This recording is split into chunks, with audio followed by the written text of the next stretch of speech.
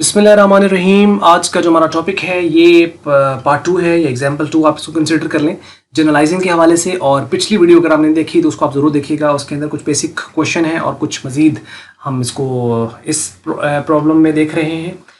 और ये दोनों अगर आप एग्जाम्पल देख लेते हैं और पिछली वीडियो अगर आपने जनरलाइजिंग की देख ली है तो जर्नल के हवाले से मैं नहीं समझता कि पीछे कोई ऐसा कोई प्रॉब्लम है जो कि रह जाएगी। नहीं जी, ये रहे हमारे पास 2019 और उसके बाद 19 मई तक हमने पिछली एग्जाम्पल में की थी। 20 से 31 मई तक की ट्रांजैक्शन जो है हम इसमें कर रहे हैं। आइए हम देखते हैं। बात कर रहा है कि परचेज्ड गुड्स फ्रॉम आरिफ। अब जैसा पिछले वीडियो में भी आपने देखा है कि गुड्स का वर्ड आ जाए और उसके साथ या तो परचेजेस होता है या सेल्स होता है। अब यहाँ पे परचेजेस अकाउंट है और फ्रॉम आरिफ है, मीन्स के पर्सन का नाम आ गया, इट मीन्स के purchases account to Arif account. क्यों ऐसा होगा? क्योंकि आपकी ट्रांजैक्शन क्रेडिट है, क्योंकि name of the person is mention 50,000। Entry क्या बनेगी आपके पास? Purchases account to Arif account being the goods purchase from the Arif on credit 50,000। उसके बाद नेक्स्ट है ji paid cash to Arif. Paid का लफ्ज आ गया। पेड में मैंने बताया था कि जब पेड का लफ्ज आए तो कैश क्रेडिट होता है, रिसीव्ड पे कैश डेबिट होता है, तो कैश तो क्रेडिट होगा। टू आरिफ 49,000 हमने आरिफ को कैश पे किया है। And Arif allows cash discount 1,000। ये वही वाली बात है जो ऊपर आ रही है, यानी असल में हमने उसको पेमेंट करनी कितनी थी? 50,000 की, और की कितनी? 49,000, और उसने हमें 1,000 रुपए का डिस्काउंट दिया, यानी ये कैश डिस्काउंट है। अलाउ उसने किया है हमें कैश डिस्काउंट 1,000। अब आपको पता है कि जहां कैश वहां डिस्काउंट। अब कैश तो क्योंकि पेड का लफ्ज है तो कैश तो होगा क्रेडिट, तो मतलब डिस्काउंट भी होगा क्रेडिट, तो आरिफ हो जाएगा डेबिट। और आरिफ मतलब टोटल अमाउंट से होना है, क्योंकि इसका अकाउंट तो सेटल्ड हो जाएगा ना। क्योंकि देखें 50,000 हमने उसको देना था, 49 दे दिया और 1,000 उसने छोड़ दिया, तो अब उसको तो और नहीं ना देने। कल को वो कहेगा तुमने तो 49 दिया था, 1,000 के था, तो 1,000 उसने हमें डिस्काउंट दिया on the basis of the cash discount. Entry क्या बनेगी? आरिफ अकाउंट डेबिट होगा 50,000 से और कैश क्रेडिट होगा 49,000 से, और डिस्काउंट क्रेडिट होगा जो कि डिस्काउंट रिसीव्ड है 1,000 रुपए से। आरिफ अकाउंट 50,000, कैश 49,000 और discount 1,000 being the cash paid to the Arif in the full settlement of his account. Full settlement है मतलब उसको पैसे नहीं देने। नेक्स्ट है जी बोरोड फ्रॉम एमसीबी। एक होता है लेंट। लेंट का मतलब होता है यानी किसी से उधार, किसी को उधार देना, लेंट करना। एक होता है बोरो। बोरो होता है किसी से उधार लेना, यानी उधार अगर आप ले रहे हैं तो बोरो है, और अगर आप किसी को उधार दे रहे हैं तो लेंड कर रहे हैं, लेंड या लेंट। तो अब यहां में हमने बोरो किए हैं, तो बोरो किया तो हमारे पास क्या होगा? पैसा आया होगा, कैश आया होगा। और दूसरी तरफ हमने चूंकि बोरो किया है तो बोरो में हमारे पास लाइबिलिटी बढ़ जाती है, जो कि एमसीबी लोन अकाउंट आप लिख सकते हो या लोन फ्रॉम एमसीबी अकाउंट आप लिख सकते हो। तो लाइबिलिटी क्रेडिट होगी और कैश बड़ा है वो डेबिट हो जाएगा। तो एंट्री क्या बनेगी? Cash account to MCB loan account या loan from MCB account. Cash account to MCB loan account, ठीक है। तो 40,000 being loan taken from MCB, ये आगे जी 40,000 वाली। उसके बाद है ji withdraw cash from business for personal use. Withdraw किया है cash from business for personal use. Personal use मतलब मालिक अपने जाती इस्तेमाल के लिए निकलवा रहा है 6,000। अब चूंकि उसने विदड्रॉ किए हैं जाती इस्तेमाल के लिए, तो जब जाती इस्तेमाल के लिए मालिक बिजनेस से पैसा निकलवाता है तो उसका एक कॉन्ट्रा अकाउंट, कैपिटल का कॉन्ट्रा अकाउंट आता है, ड्रॉइंग अकाउंट। तो कैपिटल क्रेडिट होता है, तो ये चूंकि उसका कॉन्ट्रा है तो ये क्या होगा? डेबिट। ड्रॉइंग डी, वैसे भी लोग याद रखते हैं डी से डेबिट, डी से ड्रॉइंग, तो ड्रॉइंग डेबिट होता है। तो ड्रॉइंग क्या हो जाएगा? डेबिट हो जाएगा। क्यों डेबिट हो जाएगा? क्योंकि ये बिजनेस के ऊपर लाइबिलिटी को कम कर रहा है। ड्रॉइंग अकाउंट बिजनेस की लाइबिलिटी को कम करता है, क्योंकि मालिक ने पैसा निकलवाया तो लाइबिलिटी कम होगी, तो क्या हो जाएगी? डेबिट हो जाएगी। तो ड्रॉइंग होगा डेबिट यहाँ पर, और बिजनेस से वो क्या निकलवा के जा रहा है? कैश। तो मीन्स क्या हो जाएगा? कैश क्रेडिट हो जाएगा। तो drawing account to cash account, drawing account to cash account 6,000 being cash taken by the owner for personal use. Next है जी आपके पास charge depreciation on the furniture 500। Depreciation furniture के ऊपर है। अब चूंकि डेप्रिसिएशन है तो इसका मतलब क्या हुआ कि डेप्रिसिएशन हमारा लॉस होता है, एक्सपेंस होता है। तो लॉस या एक्सपेंस हो तो क्या होता है? डेबिट होता है, और ये वैल्यू को कम कर रहा है, फर्नीचर की वैल्यू को कम कर रहा है, इस वजह से क्या होगा कि ये डेबिट हो जाएगा। यानी फर्नीचर टैक्स जो है डेप्रिसिएशन वो डेबिट हो जाएगा, और आपका जो है फर्नीचर उसकी वैल्यू कम होगी वो क्रेडिट हो जाएगा। तो एंट्री क्या बनेगी? Depreciation account to furniture account, depreciation to furniture 500। Entry है ये depreciation account to furniture account being depreciation charge on the furniture 500। ये आपके पास रकम ये इस तरीके से आ गई, ठीक है। ये आपको यहाँ पे मिल गया। उसके बाद नेक्स्ट है purchased duplicating machine for cash, duplicating machine आपने खरीदी है कैश के ऊपर। Duplicating machine is the name of the asset, so definitely आप परचेज कर रहे हो तो इसका नाम आएगा और क्या आ जाएगा, डुप्लीकेटिंग मशीन डेबिट हो जाएगी। और चूंकि कैश पे खरीद रहे तो कैश कम हो जाएगा, तो duplicating machine to cash account, duplicating machine account to cash account being purchased of the duplicating machine on cash in cash, और ये 10,000।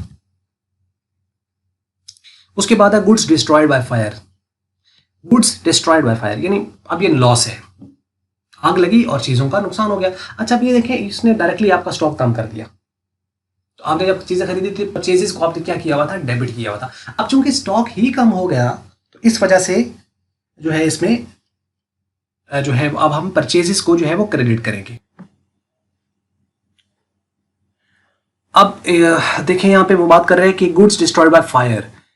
अब हमें क्या करना है कि परचेजेस के अकाउंट को हमें क्रेडिट करना है। ये वाहिद वो केसेस हैं जिसके अंदर परचेजेस का अकाउंट क्रेडिट होता है। देखिए सेल का अकाउंट कभी डेबिट नहीं होता, लेकिन परचेजेस का जो है वो होता है। रेक्टिफाइंग एंट्री में अगर कहीं सेल जो है वो डेबिट आ जाए तो उससे ये नहीं कंसिडर करना कि ये देखें जी डेबिट तो हो रही है सेल, वो गलती है, वो एरर है, उसको हम रेक्टिफाई करने में तो अकाउंट कहीं पे भी आ सकता है।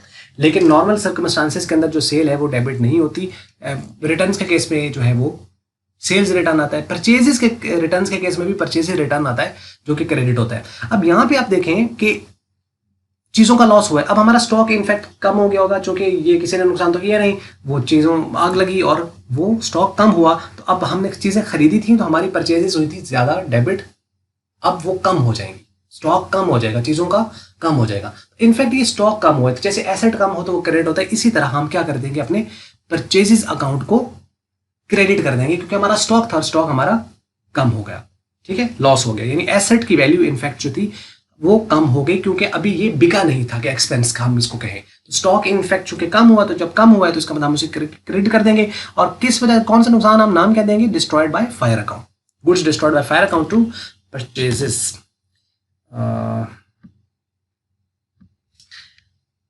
ले ji, loss by fire account to purchases account being loss of goods by fire, और ये आपके पास रकम जो है इसकी वो आ जाएगी।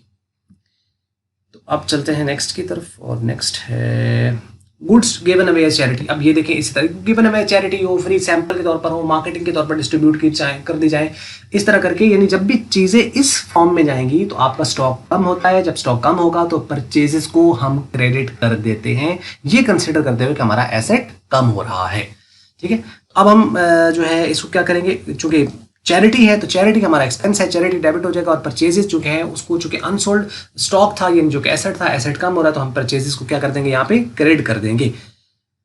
क्लियर, तो ये यहाँ पे आ जाएगा charity account to purchase account, ये आपके रकम आ गई। Being goods given away as charity, free sample भी होता तो free sample account to purchases आ जाता। Deposited into the bank, bank में पैसे जमा कराए, तो अब बैंक में पैसे जमा कराए तो इसे कहते हैं कॉन्ट्रा एंट्री, जिसमें कैश और बैंक दोनों आ जाए, उस एंट्री को हम कहते हैं कॉन्ट्रा एंट्री, ठीक है। और ये कैश बुक में दोनों तरफ रिकॉर्ड होती है, इस वजह से इसको कॉन्ट्रा कहा जाता है। तो अभी कॉन्ट्रा एंट्री हम पास करेंगे। यहाँ पे चीज़ें हैं जी, यहाँ पे कि deposited in the bank, bank में पैसे जमा कराए, तो जब बैंक में पैसे जमा कराए तो बैंक बैलेंस बढ़ा होगा और कैश आपका कम हुआ होगा। तो चूंकि बैंक बैलेंस बढ़ा है तो इसका मतलब बैंक डेबिट हो जाएगा और कैश क्रेडिट हो जाएगा।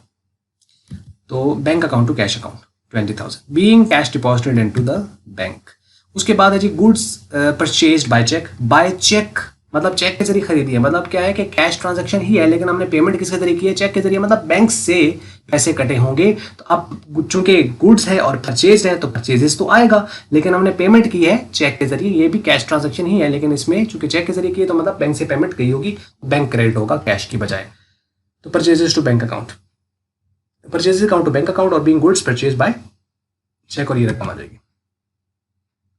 उसके बाद है ji good sold for cash and amount is deposited into the bank ₹10,000। चीजें बेची हैं कैश पर, लेकिन जो कैश मिला है उसको डायरेक्टली हमने बैंक में डिपॉजिट करा दिया। तो कैश देखो, इसको हम दो तरीके से कर सकते हैं। एक तो हम ये करें कि चूंकि कैश पर चीजें बेची हैं तो हम करें ji cash account to sale account, और वो फिर कैश हमने क्या किया, बैंक में डिपॉजिट करा दिया, तो हमारा जो कैश होगा वो क्रेडिट हो जाएगा और बैंक बैलेंस बढ़ जाएगा। तो एक बार कैश डेबिट एक बार कैश क्रेडिट, तो कैश तो कैंसिल हो गया ना बीच में से, तो कैश तो कैंसिल हो गया। तो इसका मतलब है क्या बचा, बैंक और सेल। तो हम डायरेक्टली एंट्री पास कर देते हैं, बजाय कि हम दो एंट्रियां पास करें फजूल की। हम क्या करेंगे, बैंक बैलेंस बढ़ा क्योंकि पैसे जो है वो बैंक में डिपॉजिट हो गए, तो बैंक बैलेंस बढ़ा होगा तो बैंक हो जाएगा डेबिट और सेल हो जाएगी क्रेडिट। तो यानी क्या एंट्री बन जाएगी आपके पास, bank account to sale account. Bank account to sale account, ये bank account to sale account being the goods sold on cash and amount deposited directly into the bank या amount deposited into the bank. Next देखें ji, insurance premium है और वो पे गया है check के जरिए 5,000 का इंश्योरेंस प्रीमियम आपने पे किया है, बाय चेक पे किया है, तो बाय चेक पेमेंट है जिसका मतलब बैंक क्रेडिट हो जाएगा। और क्या पे किया, इंश्योरेंस प्रीमियम, तो इंश्योरेंस प्रीमियम डेबिट हो जाएगा। तो insurance premium account to bank account, insurance premium account या insurance account to bank account, ये आपके पास 5,000 being insurance paid by cheque. उसके बाद है withdraw from bank 10,000 for business use. देखिए ये पर्सनल यूज नहीं है, ये बिजनेस यूज के लिए, यानी आपने क्या किए हैं, withdraw from the bank, bank से पैसे निकलवाए लेकिन बिजनेस के लिए, तो मतलब बैंक से पैसे निकले बिजनेस में आए। अगर ये फॉर पर्सनल यूज होता तो फिर ड्राइंग में डेबिट होना था, क्योंकि फिर बिजनेस में तो नहीं आ रहे, लेकिन अब चूंकि पैसे बिजनेस में आ रहे तो बिजनेस का कैश बड़ा होगा, तो क्या हुआ होगा, कैश डेबिट, क्योंकि कैश एसेट है और बैंक भी एसेट है, वो क्रेडिट क्योंकि एसेट कम हो रहा है। तो एंट्री क्या बनेगी, cash account to bank account, ठीक है, क्योंकि ये बिजनेस यूज के लिए, तो ये ख्याल रखना है बिजनेस यूज के लिए ड्रॉ कर रहे हो या पर्सनल में आए तो ड्राइंग अकाउंट टू कैश होता अगर बिजनेस से निकलवा रहे हैं, अगर बैंक से निकलवाए तो drawing account to bank account होता, लेकिन ये बिजनेस में आ रहे पैसे तो cash account to bank account, क्योंकि बैंक से पैसे निकल रहे हैं। लो जी, एंट्री बन जाएगी आपके पास ड्राइंग अकाउंट, कहाँ गया ये नहीं है, cash account to bank account, यानी कैश बैलेंस बढ़ा 10,000 और बैंक आपका कम हो गया, cash withdrawn from the bank for business use. उसके बाद देखिए जी, नेक्स्ट आपके पास आ रहा है विड्रॉन हो गया, goods taken by the owner from business 3,000 for personal. अब ये देखें, चीजें उसने ली हैं, चीजें लेके जा रहा है, लेकिन बिजनेस यूज पर्सनल यूज के लिए लेके जा रहा है, तो जो कि पर्सनल यूज के लिए लेके जा रहा है तो ड्राइंग में आना ही आना है, तो ड्राइंग तो होगी डेबिट, तो क्रेडिट फिर क्या होगा, गुड्स। अब चूंकि गुड्स वो लेके जा रहा है तो गुड्स का काउंट तो होता ही नहीं है, हम इस बार फिर वही चीज है कि हमारा स्टॉक कम हो गया, कॉस्ट पे चीजें हमारी कम हो गई, स्टॉक कम हो गया, हम स्टॉक को कम करेंगे, स्टॉक चूंकि अनसोल्ड था इस वजह से हमने ये कंसिडर किया कि वो हमारा एसेट है और एसेट कम हो तो हम उसे करते हैं क्रेडिट, तो मतलब इस केस में भी हमारा परचेजेस क्रेडिट हो जाएगा। एंट्री क्या बन जाएगी हमारे पास यहाँ पे,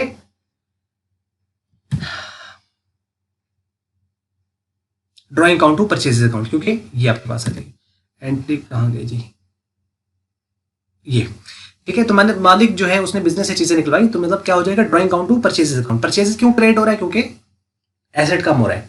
अब आप जहन में ये यहाँ पर ना है कि परचेजेस तो हमारा एक्सपेंस होता है, वो एक्सपेंस हम तब होता है जब वो चीजें बिक जाती है, तब उसे अपना एक्सपेंस कंसिडर करते हैं। असल में जो एसेट होते हैं ना, होते वो भी एक्सपेंस ही हैं, लेकिन वो अलग बात होती है कि उनका बेनिफिट लॉन्गर टाइम चल रहा होता है, तो जब तक बेनिफिट हम लेते रहते हैं हम उनको अपने बिजनेस में एसेट कंसिडर करते हैं। चीजें भी हमारे एसेट हैं अगर वो नहीं बिकती, और वो बिक गई तो फिर वो हमारे एक्सपेंस बन जाएंगे। और उसके बाद है जी interest received on bank deposit, bank deposit के ऊपर इंटरेस्ट आपको रिसीव हुआ है, तो चूंकि इंटरेस्ट रिसीव हुआ है तो रिसीव्ड में हमारा या तो कैश डेबिट होता है, चूंकि बैंक डिपॉजिट पर हुआ है तो फिर बैंक बैलेंस पड़ा होगा, तो बैंक बैलेंस डेबिट हो जाएगा। और क्या रिसीव हुआ, इंटरेस्ट, तो मतलब bank account to interest account, bank to interest being interest received, ये आपके पास रकम आ गई। और सैलरी पेड है लास्ट वन, और सैलरी हमने पे किया तो सैलरी पेड का लफ्ज आ गया ना, तो जब पेड का लफ्ज है तो कैश क्रेडिट हो जाएगा, और सैलरी चूंकि हम पे क्या किया है सैलरी, तो सैलरी एक्सपेंस है तो salary account to cash account.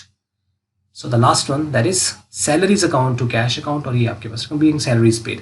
ठीक है जी, ये थी जी ये प्रॉब्लम, और उम्मीद करते हैं आपको ये जो है सारी समझ आ गई होंगी। पिछली भी आपने देख ली होगी इसके हवाले से एक वीडियो, और ये भी आपने देखी, और बाकी जर्नल के हवाले से बाकी चीज़ें भी देखें। अब इसके एमसीक्यूज़ का एक लास्ट पोर्शन है वो हम इंशाल्लाह अपडेट कर देते हैं, और इस तरह करके जर्नल का पूरा जो हमारा चैप्टर है वो कवर हो गया। ये आप अच्छी तरह देखें, बार बार देखें, फिर उसकी जो बेसिक कुछ टर्म्स हैं उसके ऊपर वीडियोस हैं उनको आप बार बार देखें। अगर इनको आप देखेंगे तो उससे ये होगा कि आपके बेसिक्स बिल्कुल क्लियर हो जाएंगी, चाहे आप सीए के स्टूडेंट हैं, चाहे आपके पास जो है वो, उनमें भी फाउंडेशन यही होती है। ठीक है, कैफ के होता है ना, कैफ 1 आपके पास, या इस तरह करके जो उनके बने होते हैं, तो मीन्स के सीए फाउंडेशन के अंदर भी उसी तरह है। उसके बाद एमबीए के स्टूडेंट्स हैं, उनको भी अगर बेसिक पढ़ना है तो वो उनके लिए भी यही है। एमकॉम के हों तो अगर वो उनके भी इसी तरह बेसिक्स तो इसी तरह चलती हैं। तो मीन्स के जर्नल जितना स्ट्रांग होगा उतना आपको फायदा होगा अकाउंटिंग को अंडरस्टैंड करने में।